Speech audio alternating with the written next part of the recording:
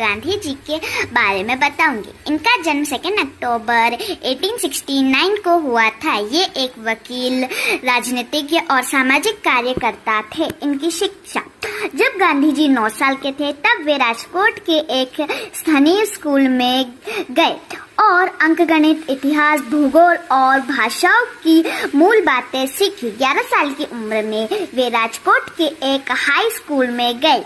उन्होंने 1888 में गुजरात के भावनगर में सामलदास कॉलेज में दाखिला लिया। आजादी की लड़ाई लड़ने के पहले गांधी जी ने दक्षिण अफ्रीका के नागरिकों के अधिकारों की लड़ाई लड़ी। मई 1893 में वह वकील के तौर पर काम करने दक्षिण अफ्रीका गए। वहां उन्हें नस्लीय भेदभाव का पहली बार अनुभव किया, जब उन्हें टिकट होने के बाद भी ट्रेन के प्रथम श्रेणी के डिब्बे से बाहर धकेल दिया गया, क्योंकि ये से केवल गोरे लोगों के लिए आरक्षित था। किसी भी भारतीय व अश्वेत का प्रथम श्रेणी में यात्रा करना प्रतिबंध था। इस ही घटना ने गांधी जी पर बहुत गहरा प्रभाव डाला और उन्हें नस्लीय भेदभाव के विरुद्ध संघर्ष करने की ठान दी। उन्हें देखा कि भारतीयों के साथ यहाँ अफ्रीका में इसी तरह घटनाएं आम है। 22 मई 1893 को गांधी जी ने नाटल इंडिया कांग्रेस के स्थापना की और दक्षिण अफ्रीका में भारतीय के अधिकारों की लड़ाई ली। कठिन परिश्रम किया। बहुत ही कम समय में गांधी जी अफ्रीका में भारतीय समुदाय के नेता बन गए।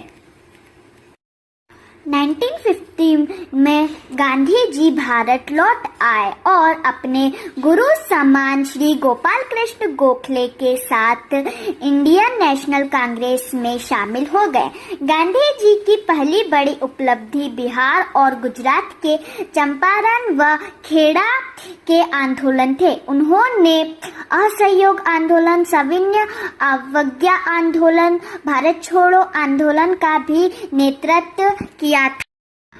अब गांधी जी को कौन कौन से पुरस्कार मिले? टाइम मैगजीन ने वर्ष 1930 में मैन ऑफ द ईयर चुना।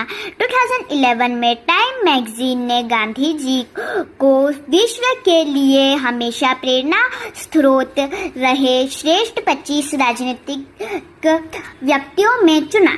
हालांकि उन्हें कभी नोबेल पुरस्कार नहीं मिला, लेकिन वह इसके लिए 1937 से लेकर 1948 तक 5 बार नामित किए गए। भारत सरकार प्रतिवर्ष सामाजिक कार्यकर्ताओं, विश्व नेताओं व नागरिकों को गांधी शांति पुरस्कार से नवाजती है। रानी लक्ष्मीबाई का जन्म वाराणसी में 19 नवंबर 1828 को हुआ था। उनका बचपन का नाम मणिकर्णिका था, लेकिन प्यार से उन्हें मनु कहा जाता था। उनकी माँ का नाम भागीरथी बाई और पिता का नाम मोरोपंत तांबे था। मोरोपंत तांबे एक मराठी थे और मराठा बाजीराव की सेवा में थे। माता भागीरथी बाई एक सुसंस्कृत, बुद्धिमान और धर्मनिष्ठ स्वभाव की थी।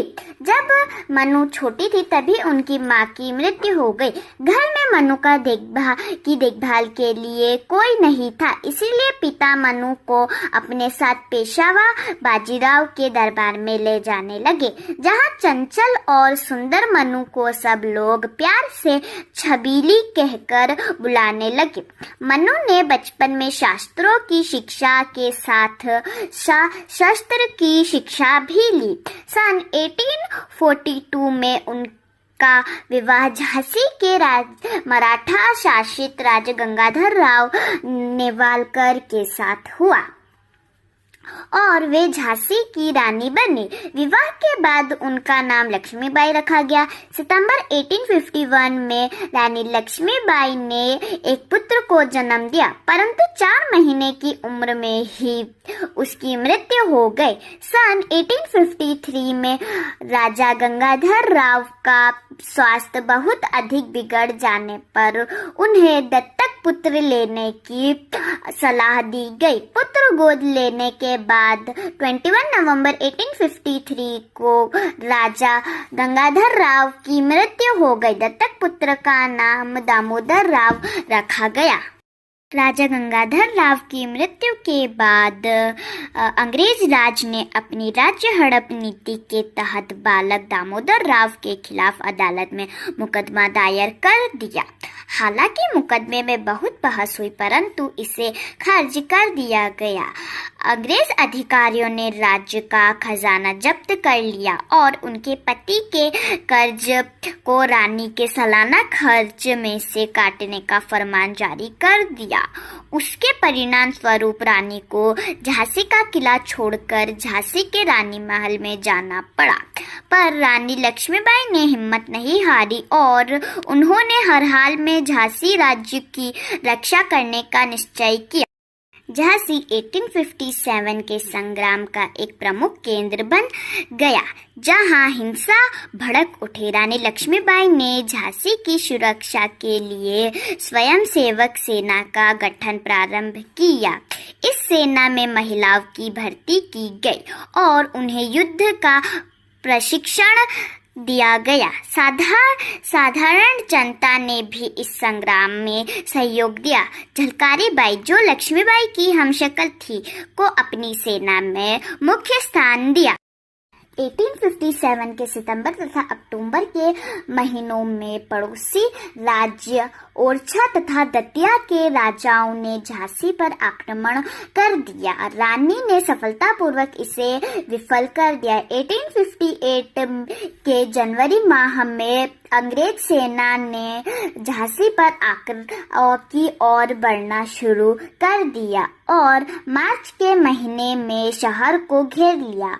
2 हफ्ते की लड़ाई के बाद अंग्रेज सेना ने शहर पर कब्जा कर लिया, परंतु रानी दामोदर राव के साथ अंग्रेजों से बचकर भाग निकलने में सफल हो गई। रानी झांसी से भागकर कालपी पहुंची और तात्या टोपे से मिली।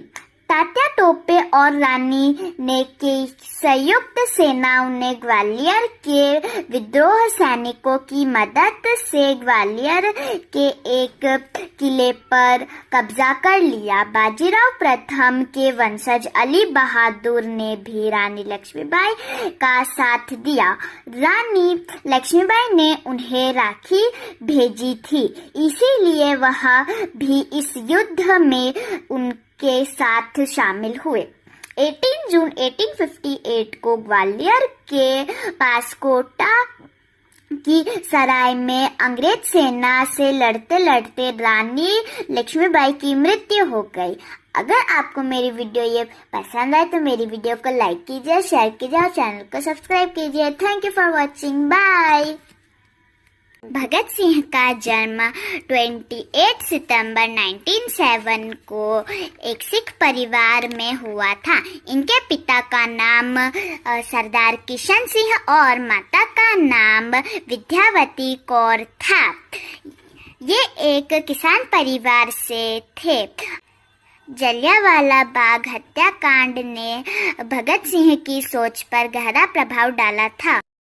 वर्ष 1922 में चोरी चोरा हत्याकांड के बाद गांधी जी ने जब किसानों का साथ नहीं दिया तब भगत सिंह बहुत निराश हुए।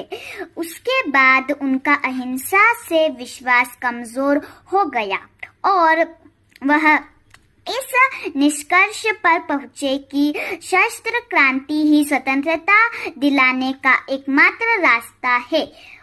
उसके बाद वह चंद्रशेखर आजाद के नेतृत्व में गठित हुए गदर दल का हिस्सा बन गए काकोरी कांड में राम प्रसाद बिस्मिल सहित 4 क्रांतिकारियों को फांसी व 16 अन्य को कारावास की सजाओं से भगत सिंह इतना दुखी हुए कि चंद्रशेखर आजाद के साथ उनकी पार्टी से जुड़ गए और उसका एक नया नाम रखा। इस संगठन का उद्देश्य सेवा, त्याग और पीड़ा झेल सकने वाले नवयुवकों को तैयार करना था।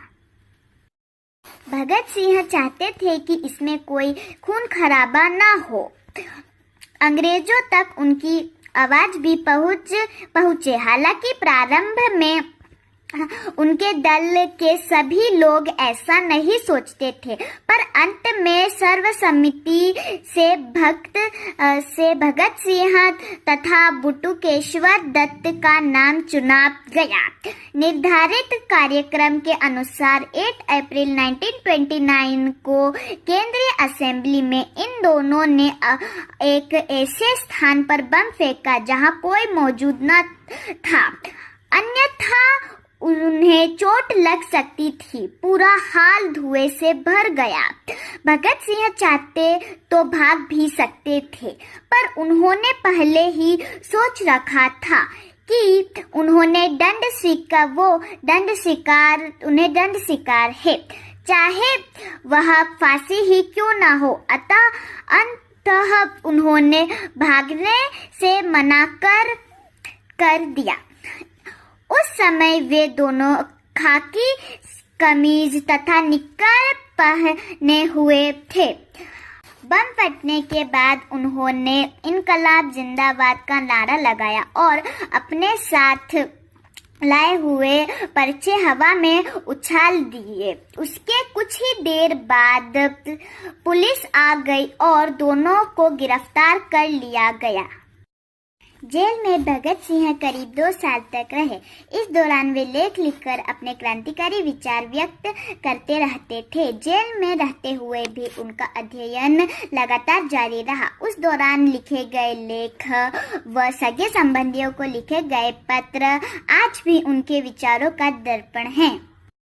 भगत सिंह को लाहौर पर षड्यंत्र मामले में जेपी सैंडर्स की हत्या करने एवं बम निर्माण का भी दोषी पाया गया तथा इस मामले में 23 मार्च 1931 को सुखदेव एवं राजगुरु के साथ लाहौर में उन्हें फांसी दे दी गई।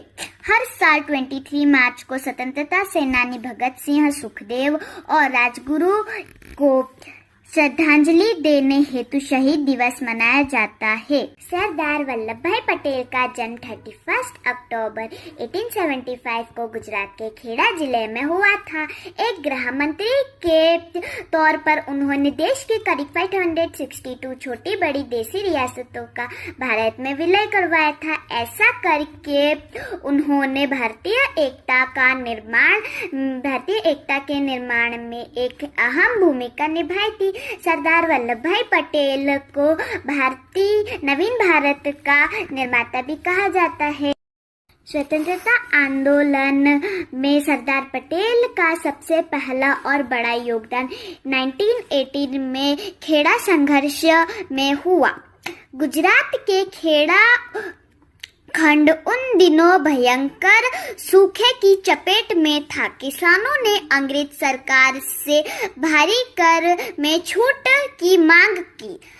जब यह स्वीकार नहीं किया गया तो सरदार पटेल, गांधी जी एवं अन्य लोगों ने किसानों का नेतृत्व किया और उन्हें कर न देने के लिए प्रेरित किया। अंत में सरकार झुकी और उस वर्ष करों में राहत दी गई। यह सरदार पटेल की पहली सफलता थी।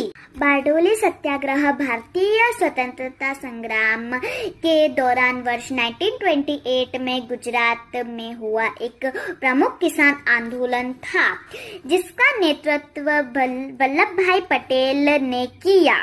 सरकार ने इस सत्याग्रह आंदोलन को कुचलने के लिए कठोर कदम उठाए, पर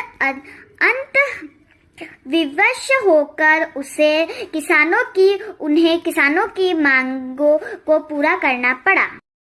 स्वतंत्रता के समय भारत में 562 देशी रियासतें थी। इनका क्षेत्रफल भारत का 40% था। सरदार पटेल ने आजादी के ठीक पूर्व ही वीपी मेनन के साथ मिलकर कई देशी राज्यों को भारत में मिलाने के लिए कार्य आरंभ कर दिया। पटेल और मेनन ने देशी राजाओं को बहुत समझाया कि उन्हें स्वायत्तता देना संभव नहीं होगा। इसके परिणाम स्वरूप 3 को छोड़कर शेष सभी राजवाड़ों ने स्वेच्छा से भारत में विलय का प्रस्ताव स्वीकार कर लिया। केवल जम्मू एवं कश्मीर, जूनागढ़ तथा हैदराबाद स्टेट के राजाओं ने ऐसा करना नहीं स्वीकारा। जूनागढ़ सौराष्ट्र के पास एक छोटी रियासत थी और चारों ओर से भारतीय भूमि से घिरी थी। वह पाकिस्तान के समीप नहीं थी। वहां के नवाब ने 15 अगस्त 1947 को पाकिस्तान में विलय की घोषणा कर दी। राज्य की सर्वाधिक जनता हिंदू थी और भारत में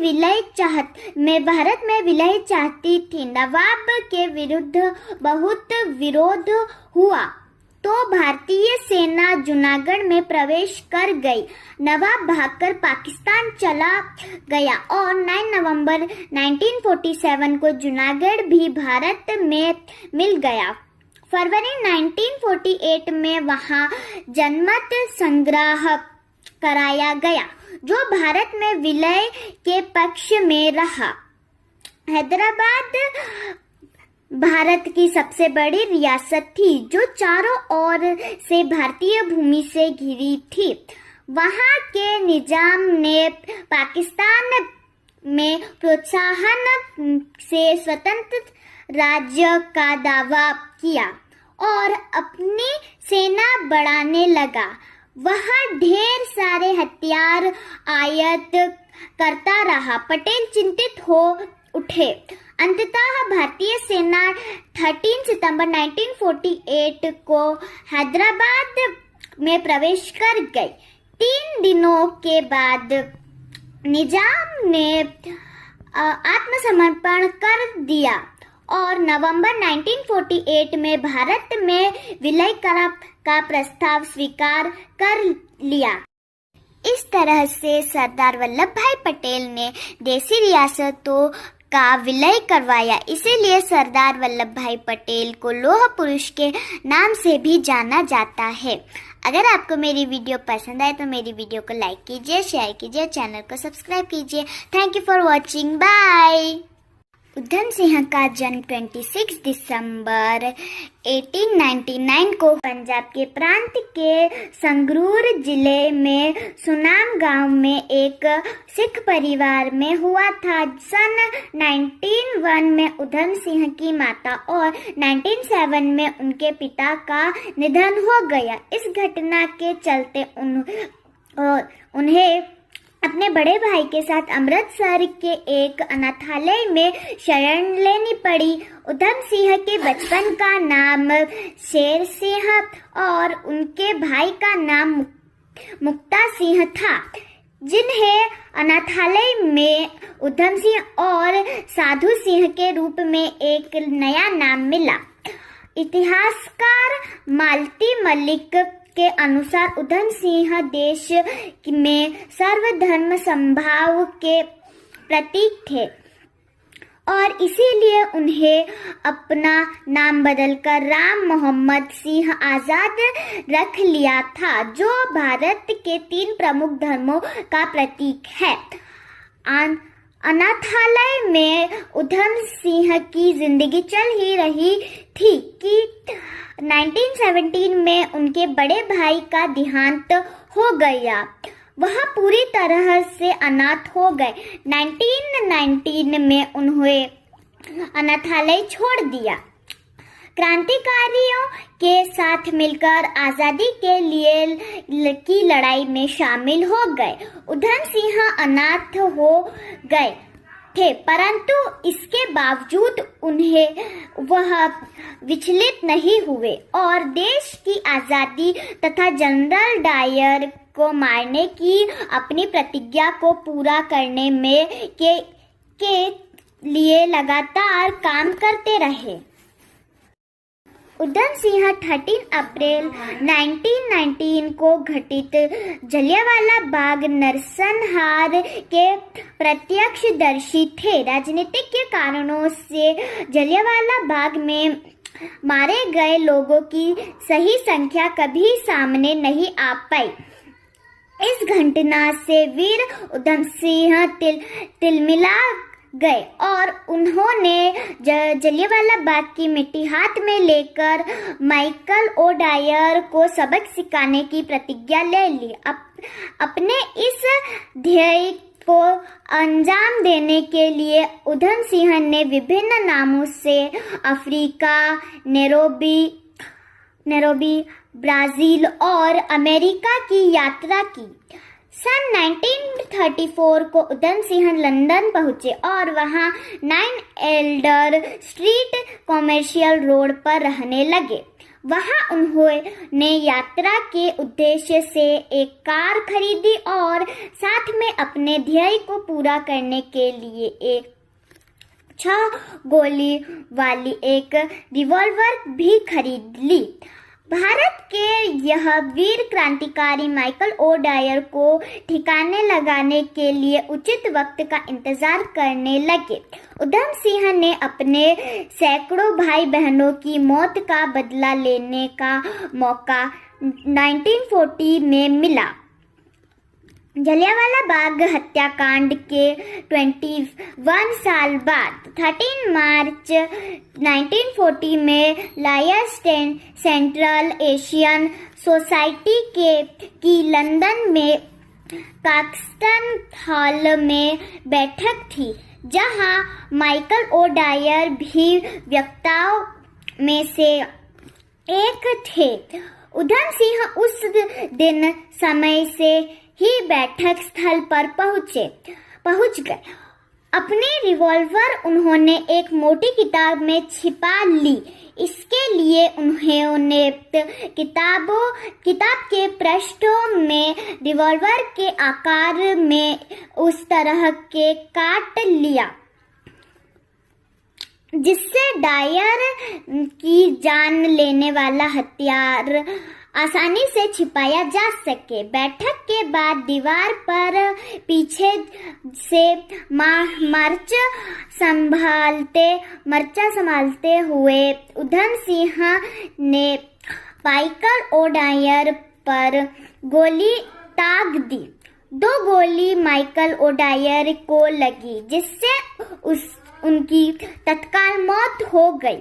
उधम सिंह ने वहां से भागने की कोशिश नहीं की और अपनी गिरफ्तारी दे दी। उन पर मुकदमा चला।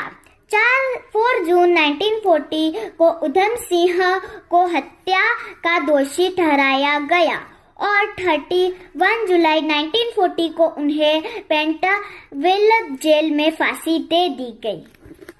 अगर आपको ये मेरी वीडियो पसंद आए तो मेरी वीडियो को लाइक कीजिए, शेयर कीजिए और चैनल को सब्सक्राइब कीजिए। Thank you for watching. Bye.